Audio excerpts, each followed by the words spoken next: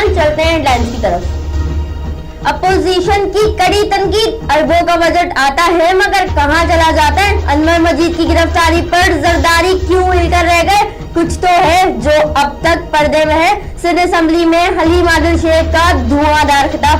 पाकिस्तान ने मकबूजा कश्मीर का मामला आलमी फोरम पर उठाया। वजीर ख्वारजा शाह महमूद कुरैशी की यूएन सेक्रेटरी जनरल से मुलाकात।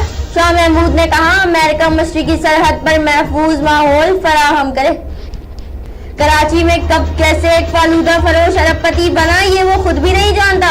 औरंगी के रिहायशी अब्दुल कादिर के नाम पर अकाउंट में 2 अरब 25 करोड़ रुपए ट्रांसफर कर दिए गए।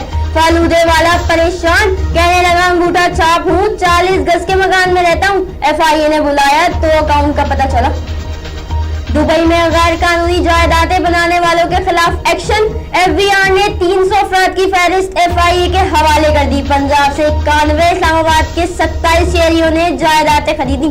क्या चीफ जस्टिस साहब सियासत करना चाहते हैं? खुर्शीद शाह ने कहा कि पीपल्स पार्टी ने हमेशा लोगों को रोजगार दिया, लेकिन मौजूदा हुकूमत रोजगार देने के बजाय रोजगार छीनने जा रही है और हुकूमत के खिलाफ बोलने वालों पर भी मुकदमात किए जा रहे हैं। वफ्द के रुकन का पर्स और हैंडबैग की चोरी का मामला, CCTV की मदद से चोर पकड़ा गया। वजारत सनत के ज्वाइंट सेक्रेटरी फवाद हैदर के खिलाफ इंक्वायरी का फैसला।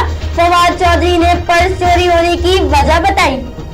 मारूफ वकील जावेद छतारी ने कराची बार एसोसिएशन के इंतखाबात में हिस्सा लेने का ऐलान कर दिया।